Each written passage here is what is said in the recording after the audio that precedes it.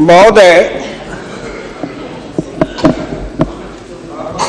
मैं अपने बोलने से पहले अपने दल के नेताओं को धन्यवाद देना चाहता हूं, आभार प्रकट करता हूं कि उन्होंने ये सामान्य चर्चा में, बजट के सामान्य चर्चा में मुझे बोलने का प्रथम अवसर दिया है। शहर से ही मैं गांव का किसान हूं, गांव में पैदा लिया, गांव में पला, गांव में बढ़ा। किसी तरह से राजनीति के धारा में चलते चलते यहां तक मैं पहुंच गया। लेकिन जब कभी मैं खड़ा होता हूं तो मेरी नजर वहीं रहती है। चौधरी चरण सिंह जब भारत के प्रधानमंत्री बने तब भी उन्होंने मुझे एक बार कहा था कि हुकुमचंद, भारत का प्रधानमंत्री हूं, लेकिन दिन में एक बार मेरी नजर अपने गांव में चली जाती है। वही कच्ची दीवार, फूस का छप्पर, वही कच्चा कुआं, वही गाय, वही भैंस, वही बकरी, वही ज्वार, वही बाजरा। तो जो जहां से पैदा लेके आता है, जिस संस्कार में पलता है, आप तो संस्कृत के भी विद्वान हैं अध्यक्ष जी, मनुष्य सब कुछ भूल जाएगा, लेकिन जिस संस्कार में पला है या बढ़ा है वो कभी भूल नहीं सकता है। तो मैं तो उसी संस्कार में पला हूं, बढ़ा हूं। मैंने गोबर देखा, मैंने बकरी की गिनती की, मैंने भैंस की गिनती की। अब संजोग से लोकसभा में आया हूं तो वो आंकड़े की गिनती करनी पड़ती है। Fiscal deficit, revenue deficit. अब मेरे जैसा आदमी उसमें उलझ जाता है कि बकरी गिनूं कि भैंस गिनूं कि डिफिसिट गिनूं। यहाँ आके डेफिसिट गिनो, वहां बाद में गिनो। और हम तो केवल वही खोजते हैं। जैसे युद्ध के बाद, सीता माता के साथ जीतने के बाद, लंका विजय के बाद, जब वानर भालू के बीच में मणि की माला वितरित की जा रही थी तो वो सब दाने को तोड़ तोड़ के बंदर देख रहे थे। सब हंस पड़े बड़े लोग कि आखिर बंदर बंदर तो है, हिमालय क्यों तोड़ रहा है। पूछा कि तुम इस दाने को क्यों तोड़ रहे हो? तो कहा मैं इस हर दाने में सीताराम की मूर्ति देखना चाहता हूं, और जिस दाने में सीताराम की मूर्ति नहीं हो मेरे लिए निरर्थक है। तो मैं तो बजट के हर पन्ना को पढ़ता हूं तो देखता हूं उसमें किसान कहां है, इसमें मजदूर कहां है, इसमें गांव कहां है, इसमें हमारे गाय भैंस के चारा दाना का कुछ है कि नहीं है, इसमें मेरे गांव की जो गरीब औरतें हैं जो खेत में काम करती हैं, पसीना बहाती हैं, मिट्टी पानी में सड़ती हैं, उनके शरीर से बदबू निकलता है। जीवन में कभी एक बार भी उनको लक्स और कौन रक्सोना साबुन, कौन ये लिपस्टिक पाउडर, ये छूने का, देखने का अवसर नहीं मिलता है। क्या उसकी दुनिया को इन्होंने देखा था? मैं उन्हीं से पूछना चाहता हूं। अब तो बड़ी बड़ी बात करते हो, आगे दिन पीछे गए, गुरु से किया न है तब पछतावा होत क्या, चिड़िया चुग गई खेत। जिस समय गांव को देखना था, किसान को देखना था, मजदूर को देखना था, गरीब को देखना था, पिछड़ा को देखना था, दलित को देखना था, गांव की सड़कों को देखना था, गलियों को देखना था, कुआं को देखना था, आपने देखा क्या? आप तो देखते रहे कहीं। ये दो हिंदुस्तान, एक हिंदुस्तान में दो हिंदुस्तान आपने बनाया। एक है भारत, एक है India, that is called Hindustan. आपने बनाया ना।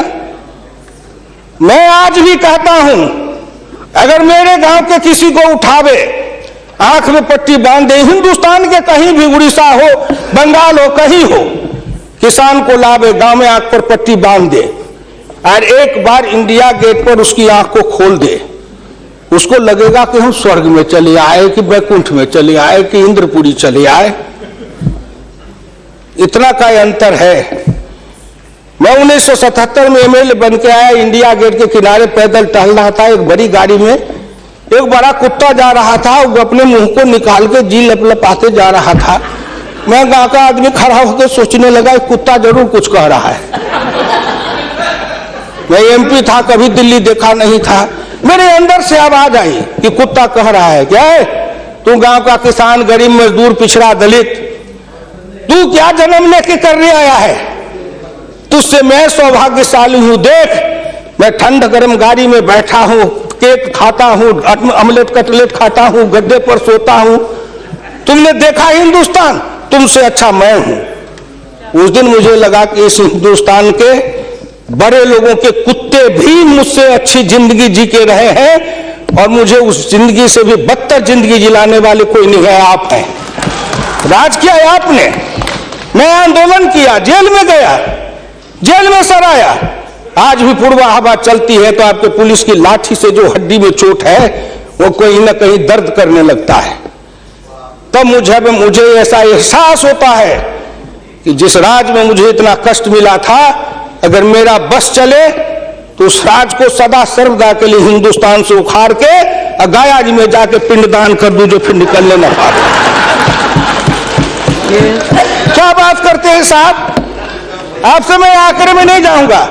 आप योजना आयोग की बात कर रहे थे, मैं अपने गुरु डॉक्टर लोहिया की बात को आपके सामने मैं दिखाना चाहूंगा।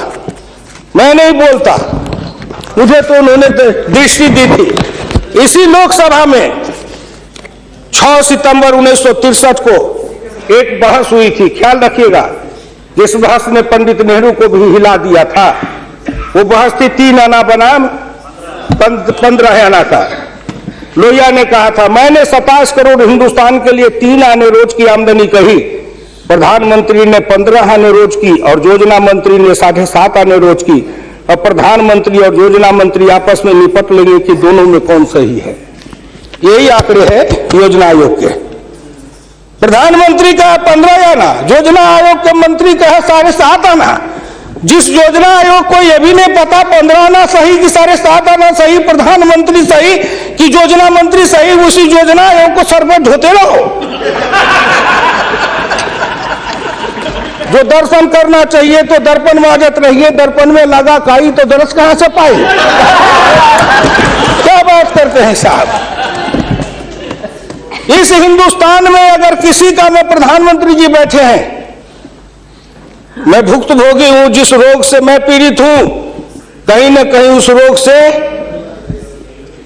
आप भी पीड़ित हैं। बीरप्पा मोइली जी, आप भी पिछड़े वर्ग से हैं, मैं भी पिछड़े वर्ग से हूं।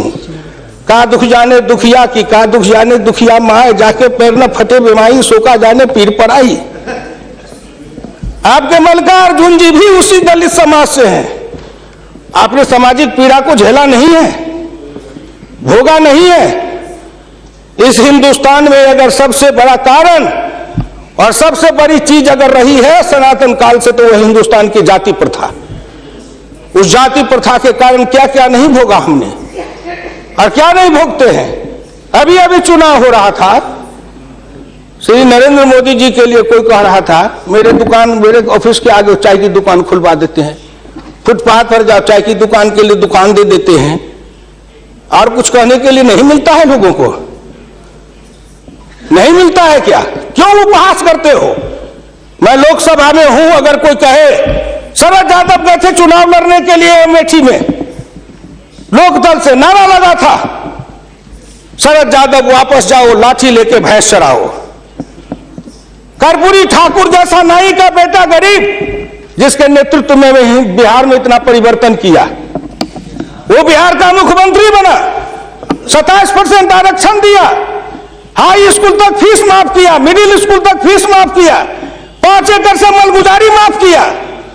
और कर्पूरी ठाकुर के लिए नारा लगा था, कर्पूरी ठाकुर दिल्ली जाओ, छुड़ा लेके सैलून खोलो। क्या क्या नहीं सहा हूं, क्या क्या नहीं देखा हूं। इसलिए दिल के अंदर वो दर्द और पीड़ा है। क्या फिर कहीं ना कहीं मुझे यह भी लगता है, क्या हिंदुस्तान के पिछड़े और दलित समाज के लोगों ने अपराध किया था कि उसमें जन्म लिया? किसी ने भगवान के यहां दरखास्त दिया था कि मुझको तेली बना दो, मुझको लोहार बना दो, मुझको कुर्मी बना दो, मुझको कहार बना दो, मुझको अहिर बना दो, मुझको कलवार बना दो? कोई दरखास्त देके तो नहीं आया। आज वित्त मंत्री जी को धन्यवाद देगा, प्रधानमंत्री को, कि उन्होंने बजट में कुछ ऐसी योजनाएं बनाई है जिससे हिंदुस्तान के जाति प्रथा के बंधन को ढीला करने का अवसर मिलेगा।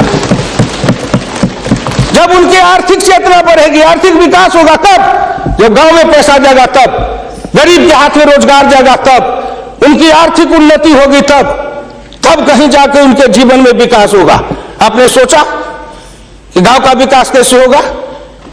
क्या प्रधानमंत्री ग्रामीण सिंचाई योजना कोई मामूली है? खर्च पर पाबंदी लगाते हुए डॉक्टर लोहिया ने इसी लोकसभा में बहस करते हुए पंडित नेहरू से कहा था, मैं कुछ नहीं चाहता, एक काम कर दो, सारे लोगों के, बड़े लोगों के खर्च पर सीमा लगा दो, आमदनी पर नहीं, खर्च पर सीमा लगाओ, इससे अधिक खर्च नहीं करेगा, और उससे जो पैसा बने उसके एक सिंचाई योजना बनाओ और 20 साल का बॉन्ड बनाओ। मैं कुछ नहीं कहता, केवल हिंदुस्तान के हर खेत में पानी पहुंचा दो, हिंदुस्तान की तरक्की हो जाएगी। डॉक्टर लोहिया इसी सदन में कहे थे। वो तो अग्रवाल थे, बनिया थे, उनको क्या जरूरी थी इस बात को बोलने का? लेकिन मैं कहता हूं कि हिंदुस्तान के गरीब, निर्धन, निर्बल और पिछड़ों का इस युग में अगर एकमात्र राजनीतिक मसीहा पैदा कोई लिया तो डॉक्टर राम मनोहर लोहिया थे, जिन्होंने जगाया, नेतृत्व को पैदा किया गांव के गली से। इसलिए मैं आपसे विनम्र प्रार्थना करना चाहता हूं कि अगर प्रधानमंत्री ग्रामीण सिंचाई योजना से हर खेत को पानी, हर हाथ को काम, दीनदयाल उपाध्याय जी ने कहा, डॉक्टर लोहिया ने कहा, 1 बीघा खेत और 1 गाय, अपनी खेती अपनी राय। हम तो ये लड़ते आ रहे हैं और आज जो सपना साकार हो रहा है। इसलिए मैं आपसे विनम्र प्रार्थना करना चाहूंगा कि सवाल है दृष्टि का, दिशा का और संकल्प का। आपकी दृष्टि कुछ और थी, अब दृष्टि बदली है। हिंदुस्तान के गांव के गरीब पिछड़े दलितों ने मिलकर कन्याकुमारी से कश्मीर तक, कामरूप से द्वारका धाम तक इस आसान मान के साथ आपके शब्दों में, जिनको आप अपने ऑफिस के आगे चाय की दुकान खुलवा रहे थे, वो चाय की बेचने वाला, रेल के फुटपाथ पर पानी पिलाने वाला गरीब निर्धन, जिनकी मां मजदूरी का काम करती थी, ऐसे के बेटा को भारत के प्रधानमंत्री की कुर्सी पर बैठाया कि नरेंद्र मोदी आएगा, भारत का प्रधानमंत्री बन जाएगा, गांव गरीब किसान मजदूर के भाग्य चमक जाएगा। उन्होंने इसलिए सपना को देखा है। वो हो जाएगा क्या? ये 9 महीना में हो जाएगा। आप एक नेता बोलते थे, मैं सुन रहा था, मुलायम सिंह यादव ने बोल रहे थे, मेरे साथी हैं, वर्षों तक समाजवादी आंदोलन में लड़े, कि 9 महीना में तो बच्चा पैदा हो जाता है। मैंने कहा कितनी वैज्ञानिक बात कर रहे हैं, ये तो वैज्ञानिकता है, प्रकृति का नियम है, 9 महीना में बच्चा पैदा होता है। लेकिन जो बच्चा पैदा होता है, क्या वो बच्चा 9 महीना में फिर बच्चा पैदा कर देगा क्या?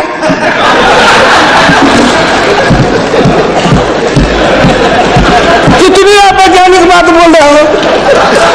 इस सरकार का 9 महीना हुआ, 10 महीना हुआ, सरकार पैदा हुई, अब क्या सोचते हो? आप क्या सोचते हो?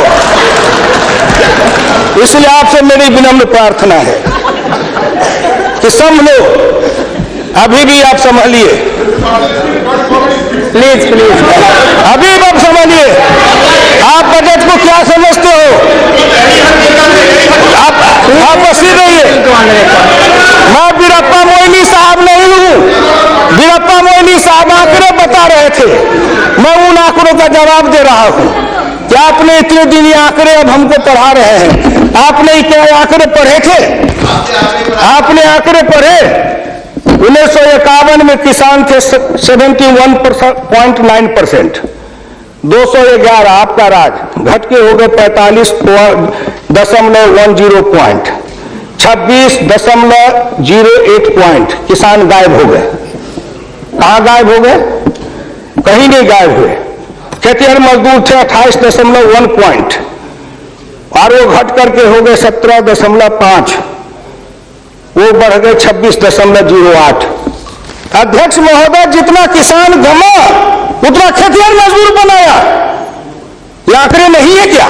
सच्चाई, ये सच है कि नहीं? तो आप बजट बनाते रहो। बड़े बड़े शास्त्री आए, एक विद्वान आए अर्थशास्त्र के, कहां से? वो हर बात वाले, हमको कहा गाय हर्बर्ट, हमने कहा इस देश को कर देगा हर्बर, तो हर्बर्ट वाला हर्बर करेगा। हिंदुस्तानी अर्थशास्त्री चाहिए अरुण जेटली के जैसे। और ये कहां गए बोलिए? अगर ये चौधरी चरण सिंह हिंदुस्तान के जितने कृषि अर्थ ग्रामीण अर्थशास्त्री हुए, जेसी कुमारप्पा से लेकर चौधरी चरण सिंह तक, सबने एक ही बात कहा, खेती पर से जो जो भार घटेगा त्यों तो गांव की उन्नति होगी, किसान खुशहाल होगा। खेती पर से भार को कम करो। आपने कम किया, लेकिन हमको बनाया क्या? ऑफिसर बनाते, नौकरी देते, उद्योग लगाते, हाथ में काम देते, साइकिल देते, मोटरसाइकिल पर चढ़वाते, तब न समझते। हम किसान थे, हमको मजदूर बना दिया, झुग्गी झोपड़ी में डाल दिया, गंदी जिंदगी, कीड़े की जिंदगी जीने के लिए हमको रख दिया। जो गांव में बसने वाले थे वो 82.7 थे और घट के हो गए 68.08। 14% गांव के लोग गायब हो गए। कहां गायब हो गए? गायब होके कहां गए? आपके यहाँ दिल्ली में फुटपाथ पर सोते हैं, पेड़ के नीचे सोते हैं, पेड़ के नीचे जन्मते हैं, बलते हैं, बढ़ते हैं, पेड़ के नीचे शादी करते हैं, हनीमून मनाते हैं, वही फिर बच्चा पैदा करते हैं, फिर पेड़ के नीचे ही अपना परिवार बसाते हैं। हमारे बच्चे को लाया, हाथ में रिक्शा थमाया, ठेला थमाया, फुटपाथ पर काम करवाया, गरीबी से मजदूर किया, कुत्ते के जैसे जिंदगी जीने को हमको मजबूर कर दिया। और ऊपर से आप बताते हैं कि हम अब तुम्हारे लिए क्या दे दिया? फूड सिक्योरिटी दे दिया। फूड सिक्योरिटी, दाना उपजावे, धान उपजावे हम, गेहूं उपजावे हम, अनाज उपजावे हम, मेहनत करे हमको बस समझते हैं आप भिखमंगा। फूड सिक्योरिटी, हर आदमी पर 1 किलो चावल और 3 किलो गेहूं देंगे। आप बड़े बड़े बड़े बजट वाले और शास्त्री वाले हैं, महीना में 1 किलो चावल खा के रहो, एक आदमी 3 किलो गेहूं खा के रहो। ये गरीबी का उपहास है, हमारी निर्धनता और गरीबी का उपहास है। आओ 1 किलो चावल देते हैं, 1 महीना में खाओ। महीना में 26 रुपया, जिसकी रोज की आमदनी आप कहते हो गरीबी रेखा के नीचे है, और चावल गेहूं बांटेंगे 70% को। क्या आंकड़ा है आपका? यही बजट बनाते थे ना, मैं उसी को कहता हूं, यही आपका आंकड़ा। गरीबी चावल गेहूं खाए 70-80%, हमको कहो गरीबी की रेखा के नीचे है 26%। कबीरा बाँचे आखिन लेखा, पंडित बाँचे पोथिन लेखा। हम तो आंख से जो देखते हैं वो बोल रहे हैं। आपने क्या किया? हम कम किए, कहते हैं किसान किसान किसान किसान विरोधी है। हिंदुस्तान में 90-91 में 185.2 मिलियन हेक्टेयर खेती की जमीन थी, और आपके राज्य में 2011-12 में 182 मिलियन हेक्टेयर हो गई। ये जमीन कहां गई? हम खा गए? हमारे गांव के लोग खा गए? कौन खा गए? जो खाए हो। लेकिन मैं इतना जानता हूं कि आप हमारी जमीन खा गए, और दूसरे तरफ जो गैर कृषि योग्य भूमि थी 90-91 में 21.22 मिलियन हेक्टेयर, 11-12 में हो गए 26.29 हेक्टेयर। गैर कृषि योग्य भूमि बढ़ी है, कृषि योग्य भूमि का ह्रास हुआ। उल्टे बात कहीं पर निगाहें, कहीं पे निशाना। न कुछ मिले तो कुछ कहिए, न कुछ मिले तो विरोधी में गए तो कुछ न कुछ तो कहना है ना, नहीं तो दुनिया कैसे देखेगी कि विरोधी का काम कर रहे हैं। इसलिए आपसे मेरी विनम्र प्रार्थना है, अगर विरोधी का काम भी करना है तो आप अपने नेताओं को कहिए कि कुछ दिन हमारे पास आए, 6 महीना ट्रेनिंग दे देंगे कि हम विरोधी थे तो क्या करते थे। अरे नाटक भी करिए तो किसी डायरेक्टर से सीख तो लीजिए। जो गरीबी का डायरेक्टर है उससे सीखे नहीं, गरीबी का नाटक खेल रहे हैं। एक गांव में नाटक में हनुमान जी का पाठ करने वाला नहीं आया, उसने सोचा कि आज तो नाटक नहीं होगा। एक बहुत मोटा तगड़ा दुकानदार था, उनको पकड़ लाया, कहा तू नाटक कर, केवल खड़ा रहना। और जब वो खड़ा होकर पाठ करने लगा तो रावण ने डांट के कहा कि कहां गए, लाओ तेल घिराओ, इसके पूंछ में आग लगाओ। उसको हुआ कि अब तो जल के मरेंगे। तो कहा हजूर हम तो हनुमान जी नहीं है, हम तो बनिया है, अपनी दुकान चला रहे थे, वैसे ही आप नाटक करिएगा। इसलिए आपसे मेरी विनम्र प्रार्थना है, आपसे मेरी विनम्र प्रार्थना है कि इसको देखिए। दिशा जब तक आपके पास में दृष्टि नहीं बनेगी, आपकी दिशा नहीं ठीक थी, आपकी दृष्टि नहीं ठीक थी, तो आप संकल्प क्या कर रहे थे? चलता है सब, आप कहे कि हम भी चले, आपका बजट चला, आपकी अर्थनीति चली, आर्थिक विषमता, सामाजिक विषमता, राजनीतिक विषमता, प्रशासनिक विषमता। क्या मैं पूछता हूं कि आपके किसी बजट से इन विषमताओं को अंत करने के लिए कोई काम किया? नहीं किया। इसलिए हमारे गुरु डॉक्टर लोहिया कहते थे कि हिंदुस्तान में जब तक जाति प्रथा है और जब तक इस जाति प्रथा का रोग रहेगा तब तक हिंदुस्तान का कल्याण नहीं होगा। भ्रष्टाचार के पीछे भी जाति प्रथा है। कोई माननीय प्रधानमंत्री बैठे हैं, हिंदुस्तान के अंदर किसी को अगर चाहेंगे कुछ कर दे, प्रधानमंत्री रहते हुए क्या है जो कर देंगे? जिस जात का सरकारी नौकर होता है, मैं भी इतने दिन तक 54 वर्ष रह के देखा, मंत्री रह के देखा, जिस जात का सरकारी नौकर, उसके ऊपर कलम उठाइए तो उसके जात का न जाने कहां से कहां सभी जगह से लोग आ जाते हैं उसको बचाने के लिए। जात पर हमला, अगर किसी बेईमान पर हमला है तो जात पर हमला, किसी भ्रष्टाचारी पर हमला है तो माना जाता है जात पर हमला है। इस जात को तोड़ने के लिए सबसे बड़ा कदम उठाना पड़ेगा। मैं वित्त मंत्री जी को धन्यवाद देता हूं, प्रधानमंत्री जी को, कि कुछ योजनाएं ऐसी आई हैं, लेकिन मैं एक प्रार्थना करूंगा। हमको कहते हैं कि आरक्षण की बात मैं कहता हूं शुरू दिन से, सदन सहमत हो और आप भी सहमत हो तो प्रधानमंत्री जी से कहूं कि तुरंत लागू करिए, लेकिन इसमें सहमति का सवाल है, राष्ट्रीय सहमति, सदन की सहमति, आपकी सहमति। सब आरक्षण मेरा खत्म कर दीजिए, लेकिन एक कर दीजिए, सरकारी नौकरी और सरकारी सेवा, इन दोनों के लिए अंतर जातीय विवाह को अनिवार्य करिए। न रहेगी जाति, न रहेगा बांस, न बजेगी बांसुरी, जातियां टूटेगी। अंतर जातीयता के कारण हिंदुस्तान में एक जाति बनेगी, वह जाति बनेगी भारतीय, वह जाति बनेगी मानव जाति। इन जातियों के रेखा को तोड़िए। इसके लिए अगर कर सकते हैं तो आप सहमत है तो बोलिए। आप कहते हैं गरीब और अमीर मिटा देंगे, लेकिन न्यूनतम और अधिकतम की रेखा तय कर दे, यह सरकार करना चाहे, नरेंद्र मोदी जी चुटकी में कर देंगे, क्योंकि इनका क्या बिगड़ेगा? इनका कुछ नहीं बिगड़ेगा। नरेंद्र मोदी जी अगर न्यूनतम और अधिकतम की रेखा तय करेंगे तो इनका कुछ जाएगा, न परिवार का जाएगा, न बाल बच्चे का जाएगा, किसी का कुछ नहीं बिगड़ने वाला है।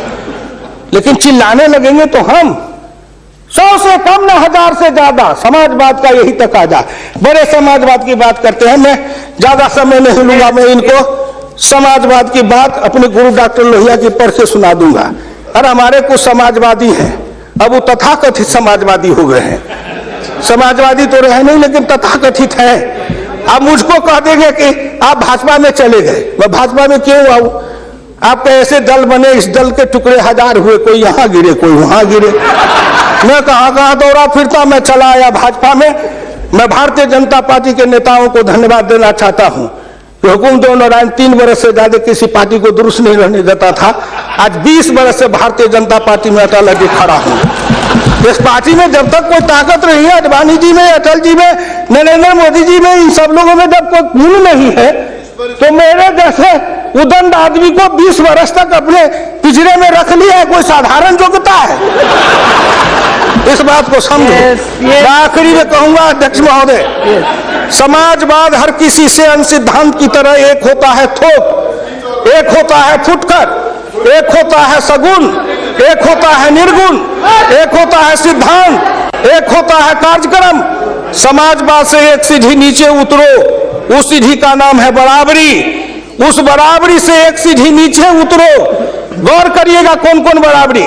आर्थिक बराबरी, सामाजिक बराबरी, राजकीय बराबरी, धार्मिक बराबरी। उससे एक सीढ़ी और नीचे उतरो, तब उसके बाद आएगी समता, संपूर्ण समता, संभव समता।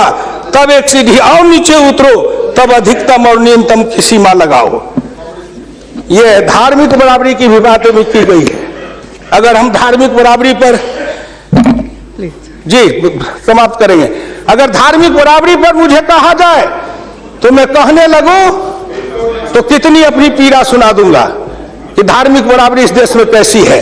उसके संबंध में मैं ज्यादा समय नहीं लेकर के केवल आपके सामने मैं सुना देना चाहूंगा। समन्वय दो तरह का होता है, एक दास का समन्वय, एक स्वामी का समन्वय। मैं नहीं कहता, महान समाजवादी अर्थशास्त्री डॉक्टर लोहिया ने इसी सदन में 26 मार्च 66 को कहा था। गौर से शब्दों को सुनिए। समन्वय दो तरह का होता है, एक दास का समन्वय, एक स्वामी का समन्वय। पिछले 1000 बरस के इतिहास से हिंदुस्तान ने स्वामी का समन्वय नहीं सीखा, वह एक दास का समन्वय रहा है। मैं तो श्री नरेंद्र मोदी से सरकार से कहूंगा कि 1000 साल से भारत दास भाव से सांस्कृतिक समन्वय में रहा है। अगर वो स्वामी भाव का समन्वय में भारत आना चाहता है तो क्या अपराध है?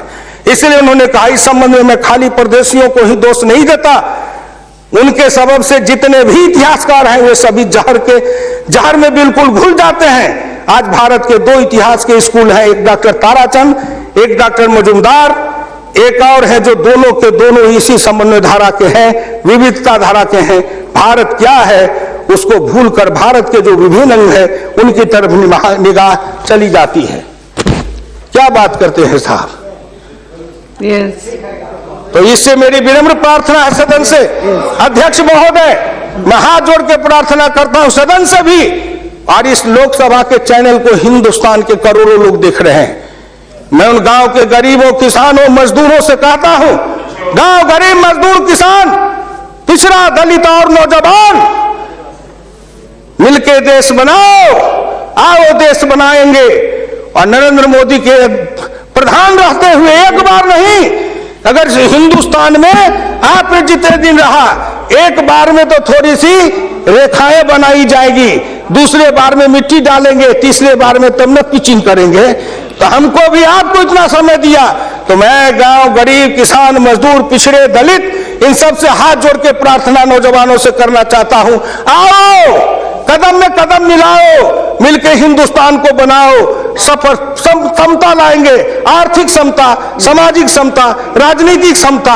अगर इन्होंने मुझको 12 रुपया महीना पर जीवन बीमा कर दिया तो बड़े लोगों का कलेजा फटने लगा कि 12 रुपया में सबको जीवन बीमा कर रहे हैं।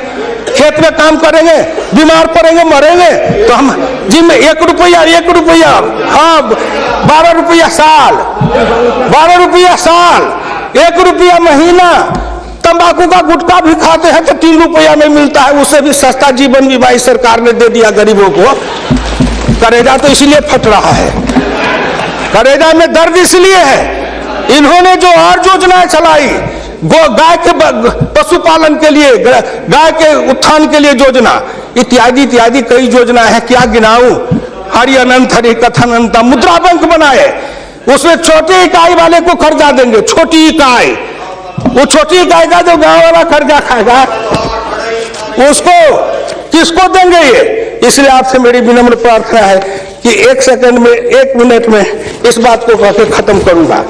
राष्ट्रीय नमूना सर्वे के मुताबिक देश में 5.70 करोड़ उद्यमी हैं, इनमें 11 लाख करोड़ रुपए की पूंजी लगी हुई है, इनसे 12 करोड़ लोगों को रोजगार मिल रहा है। लेकिन इस क्षेत्र के उद्यमियों को पूंजी में कर्ज का हिस्सा केवल 4% है, जबकि अनुमान के अनुसार बीते 22 वर्षों में बड़े उद्योग में 50 से 60 लाख करोड़ रुपए की पूंजी लगी हुई है, इनसे मात्र 22 लाख लोगों को रोजगार उपलब्ध है। ये छोटे उद्योग, बढ़ई को, लोहार को, कुम्हार को, हजाम को, ये जो छोटे छोटे, ये जाति जुटेगी इससे।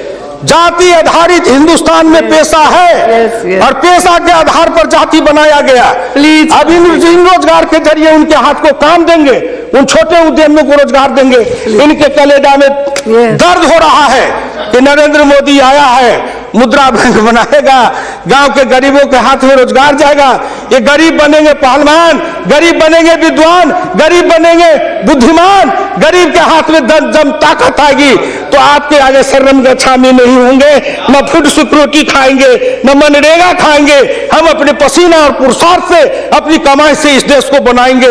हम आपके भिखमंगा बन के जिए हैं, अब हम स्वाभिमान के साथ जिंदा रहना चाहते हैं। इसलिए मैं भारत के प्रधानमंत्री और वित्त मंत्री को धन्यवाद देता हूं। बहुत बहुत धन्यवाद।